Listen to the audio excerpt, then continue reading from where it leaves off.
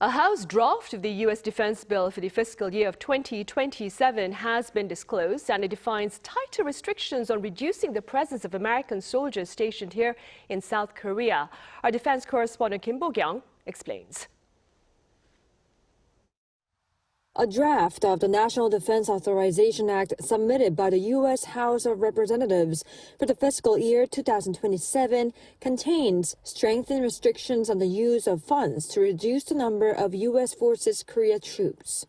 Released by the House Armed Services Committee Chairman Mike Rogers on Friday, the NDAA for fiscal year from October this year to September next year says that no funds authorized under the Act may be obligated or expended for the purpose of reducing the number of U.S. troops stationed in South Korea below 28,500.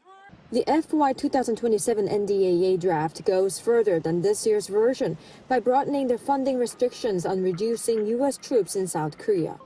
It bars not only NDAA funds, but also any funds allocated in fiscal years 2026 and 2027 from being used for troop cuts. The latest House draft also includes provisions aimed at strongly limiting the U.S. president's ability to make unilateral decisions regarding the reduction or redeployment of troops stationed in Europe. The provisions are non-binding recommendations.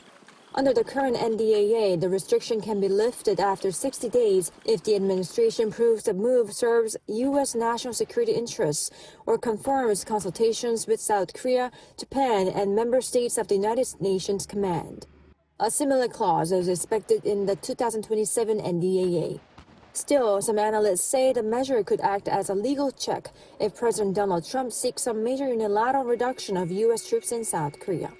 The NDAA must pass both the House and Senate, and thus this version could still change during negotiations with the Senate before the bill is finalized. Kim Bo-kyoung, 아리랑뉴스.